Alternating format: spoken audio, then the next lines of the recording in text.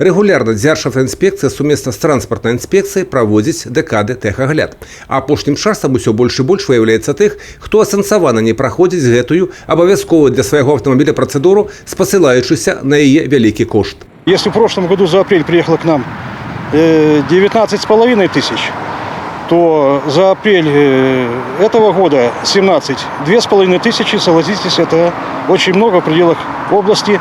Зыходзячы з фінансавых мер адказнасці за ўдзел у дарожным руху без тэхагляду, здавалася бы, станцыі дыягностыкі павінны працаваць з поўнай нагрузкай. Але гэта далёка не так. Хотелось бы напомнить, что за управление транспортным средством без допуска к участию в дорожном движении предусмотрена административная ответственность в виде предупреждения или штрафа от 1 до 3 базовых величин. Также за повторное нарушение данного правонарушения в течение календарного года предусмотрена ответственность в виде штрафа от 2 до 5 базовых величин.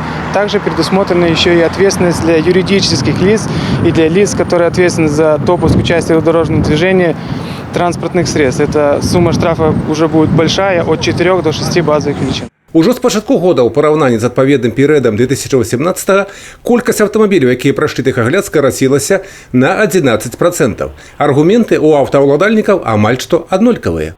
Ну, мы, конечно, как законопослушные граждане проходим техосмотр, но, честно говоря, я бы хотел все-таки, чтобы привязали его к топливу.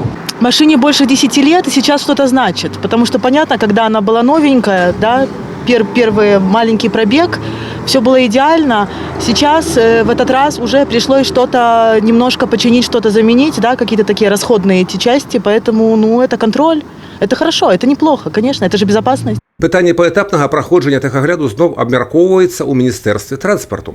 Пакуль такога рашэння няма. Са слоў спецыялістаў, якія працуюць на дыягнастычных станцыях, апошнім часам да знешняга выгляду аўтамабіля у іх пытанняў менш. Галоўнае, каб тэхнічны стан не ўплываў на бяспеку дарожнага руху. На выпраўленне няспраўнасцей аўтаўладальнікам даецца 20 дзён. Тым, хто не паспее, прыйдзецца тэхагляд праходзіць па-новаму. Юрый Печур, Александр Сівіцкі, тэлерадыёкампанія «Брэст».